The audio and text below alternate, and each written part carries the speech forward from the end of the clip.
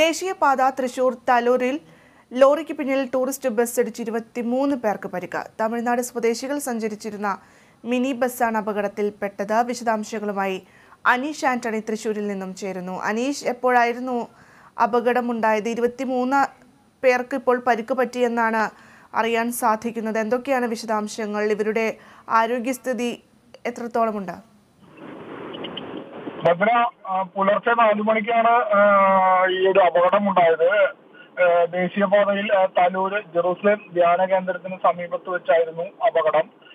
ദേശീയപാതയോരത്ത് കേടായി കിടന്ന mini container ലോറിക്ക് പുറകിലാണ് Tamil Nadu സംഘം സഞ്ചരിച്ചിരുന്ന മിനി ടൂറിസ്റ്റ് ബസ് വന്നിടിച്ചത്. ഇടിയുടെ ആഘാതത്തിൽ ബസിന്റെ മുൻഭാഗം പൂർണ്ണമായി തകർന്നു. അപകടത്തിൽ 23 പേർക്ക് പരിക്കേറ്റു. ഇതിൽ 2 പേരുടെ പരിക്ക് ഗുരുതരമാണ്. 21 പേരുടെ പരിക്ക് വലിയ സാരമുള്ളതല്ല.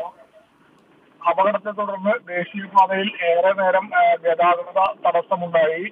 അപകടത്തെ തുടർന്ന് പുതുക്കാട് നിന്നുള്ള പോലീസും അതുപോലെ ഫയർഫോഴ്സ് സംഘവും എത്തിയാണ് രക്ഷാപ്രവർത്തനങ്ങൾക്ക് നേതൃത്വം നൽകിയത്. പരിക്കേറ്റവരെ തൃശൂരിലെ വിവിധ സ്വകാര്യ ആശുപത്രികളിലും അതുപോലെ ഗവൺമെന്റ് മെഡിക്കൽ കോളേജ് ആശുപത്രികളിലുമായിട്ട് പ്രവേശിപ്പിച്ചിരിക്കുകയാണ്.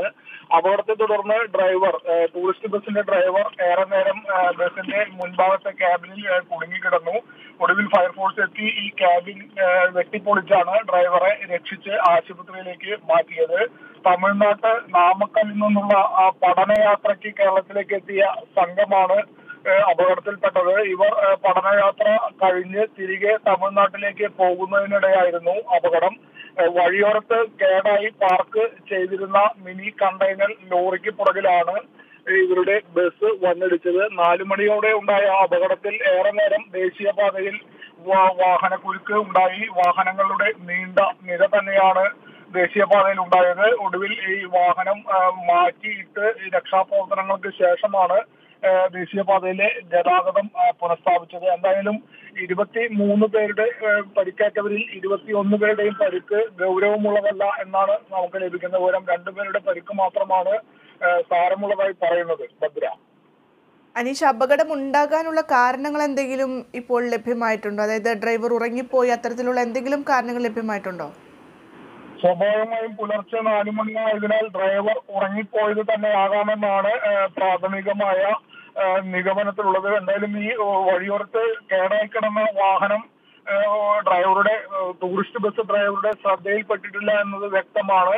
അതുകൊണ്ട് തന്നെയാണ് ഈ ലോറിക്ക് പുറകിൽ ബസ് നേരെ ചെന്ന് ഇടിക്കാനുണ്ടായ സാഹചര്യവും. ഉറങ്ങിപ്പോയത് തന്നെ ആകാം അപകട കാരണമെന്നാണ് ലഭിക്കുന്ന സൂചന. ഭദ്ര.